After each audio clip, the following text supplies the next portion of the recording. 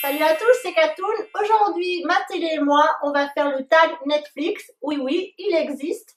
Donc, je vais vous parler essentiellement des séries que je regarde. Là, nous sommes directement sur Free. Ils ont installé l'application il n'y a pas très longtemps et c'est très très pratique. Plus besoin d'allumer la tablette, la Play, bref. Voilà, je me branche sur Free, je mets direct et c'est parti. J'ai l'abonnement le plus basique, là, 7,99 €, pas HD, pas multi-écran, ça sert à rien de toute façon. En général, ce que regarde mon mari, je regarde, ou alors moi je lis, bref, voilà. Moi j'ai un seul écran et ça suffit amplement. Il y a 12 questions dans le tag, c'est parti, et je vais essayer de vous présenter avec les images juste ici. La première question, c'est la série favorite de tous les temps. Alors, ma série favorite de tous les temps, après, j'ai pas vraiment de favoris. Il faut savoir que dans ma vie, j'ai pas de préférence, j'ai pas de quelque chose que je déteste. Mais il y a vraiment une série, la toute première série que j'ai regardée sur Netflix, c'était Downton Abbey. Malheureusement, cette série a été retirée de la plateforme. Vous la trouverez sur le site, sur le site et sur la plateforme Amazon Prime. Donc, si vous voulez la découvrir, allez sur ce réseau-là. Downton Abbey, c'est la première série que j'ai regardée et franchement j'ai adoré. Si vous aimez l'univers anglais dans les années 1910-1920, ça commence après la disparition du bateau du Titanic. Donc c'est une famille aristocrate d'Angleterre et vous allez suivre son parcours avec ses employés. Et vraiment dans cette série, il y a tout un monde de politesse, d'empathie, de gentillesse, il y a aussi de la méchanceté, mais vraiment c'est un monde que j'adore. Il y a une belle langue, ça s'exprime très bien en français, même si la série est anglaise, je pense que c'est encore mieux en anglais, mais en français c'est tellement agréable à écouter, le vouvoiement j'adore, et c'est vrai que c'est une série que j'ai adoré regarder, et en plus c'est plus ou moins historique. Voilà, donc si vous aimez ce genre plutôt historique et qui change des dialogues un peu stupides qui ne veulent rien dire, Downton Abbey, c'est sur Amazon Prime. Dommage que ce soit retiré sur Netflix. J'ai adoré. Il y a également un film qui est sorti. Je ne sais pas si on pourra le retrouver un jour sur les plateformes, mais en tout cas, Downton Abbey, ça a été la première série que j'ai regardée sur Netflix et ça a été un gros coup de cœur. La question numéro 2, c'est la série que tu as honte de regarder. Alors, je vais plutôt dire que tu as eu honte ou que tu as eu honte. Bref, c'est Titeuf. Voilà, j'adore Titeuf. Et c'est vrai que je regardais ça quand j'étais ado et quand ça passait à la télé, j'adorais ça. Et quand j'ai vu que ça repassait sur Netflix, je me suis tapé toute la série, plus le film. Et Titeuf, voilà, c'est vraiment un kiff. Et j'ai pas honte, mais on pourrait avoir honte de regarder ça. Mais j'ai pas honte, honnêtement. J'adore ce petit garçon à la mèche qui pend comme ça. Et sa petite sœur Zizi, ses potes là, Vomito, tout ça. C'est vraiment un monde que j'adore. J'ai aussi regardé Erasmoquette. Pareil, j'ai adoré regarder. En plus, la petite fille Angelica, elle est vraiment...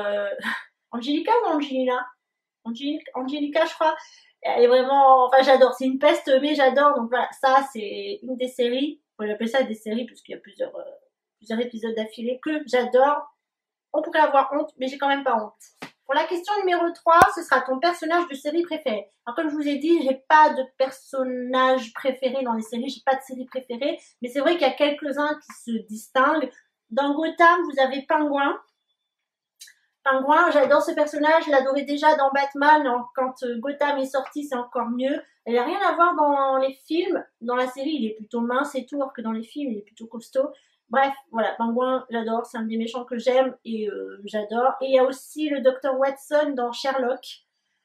J'adore, alors lui, si je pouvais l'épouser, je l'épouserais, mais ça, c'est une autre question et c'est une autre référence. Pour la question suivante, une série que tu as adorée alors que tu ne t'y attendais pas. Je vais d'abord mettre Jane the Virgin. C'est vrai que c'est pas vraiment mon domaine, mais c'est des séries humoristiques. Moi, j'aime ce qui est humoristique. Voilà, je me prends pas trop la tête. C'est vrai que ça m'a beaucoup surprise. Je pensais pas apprécier.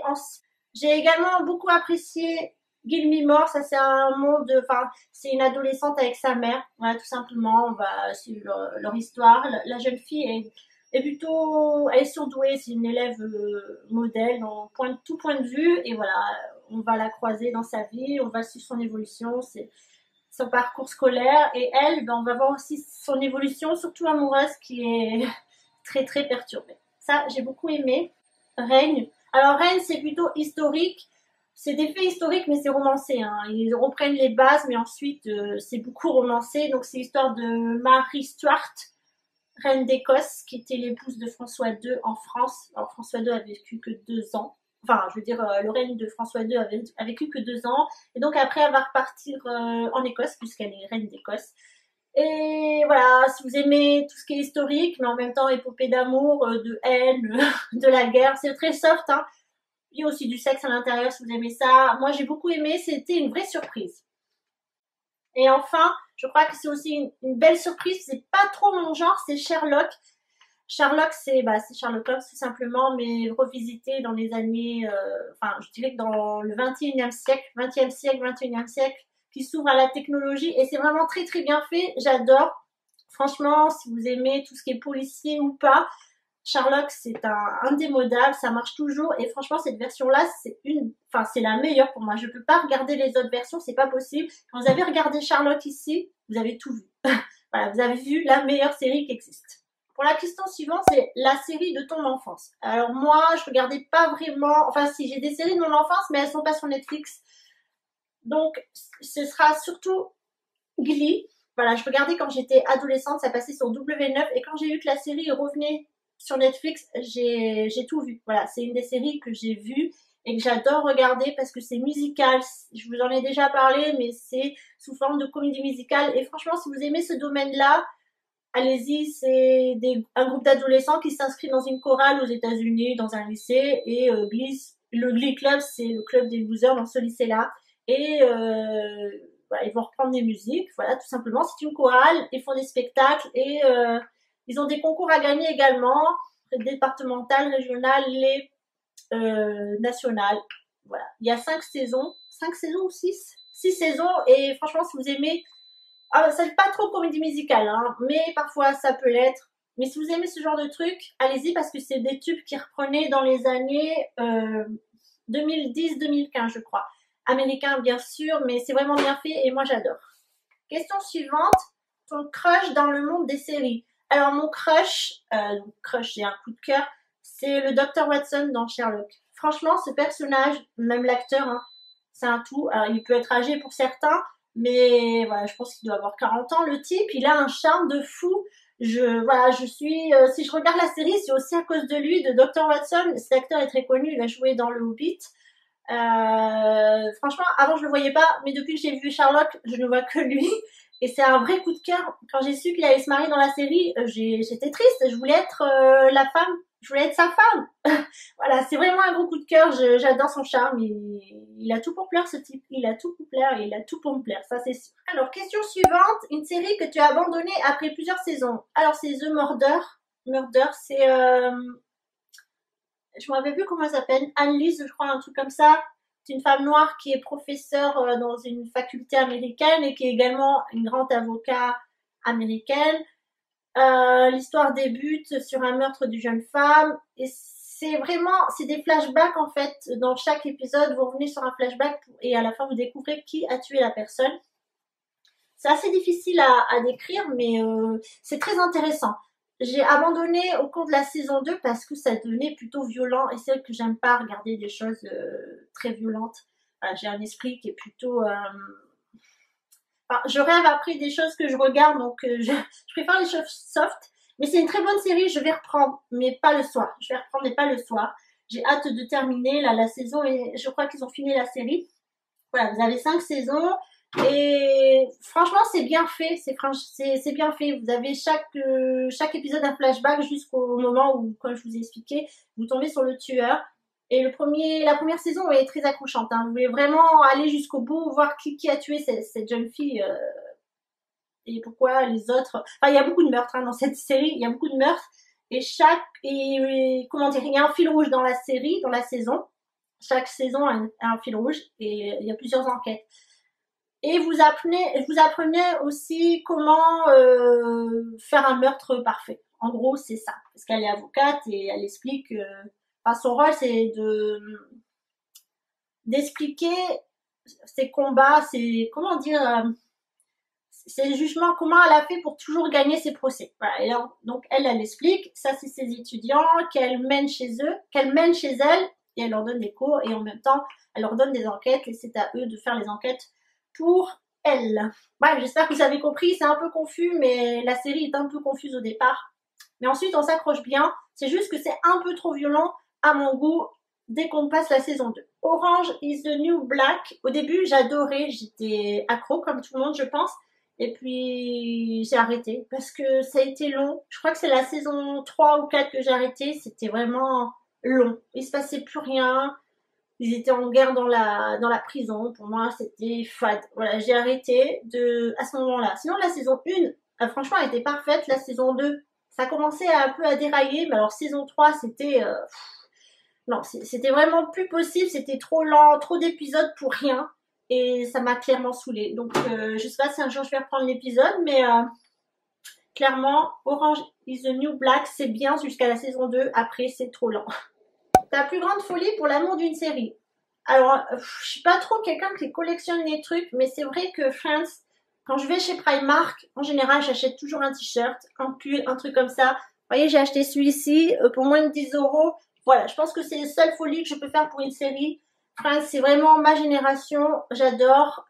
Si vous connaissez pas, allez-y, c'est une bande de copains, je crois qu'ils sont 5, qui vivent à New York et c'est mon univers, c'est mon monde. Je viens de cette époque-là, je comprends leurs blagues, j'ai grandi avec eux et franchement, Friends, voilà, pour moi c'est indémodable et je suis contente de porter des fringues Friends.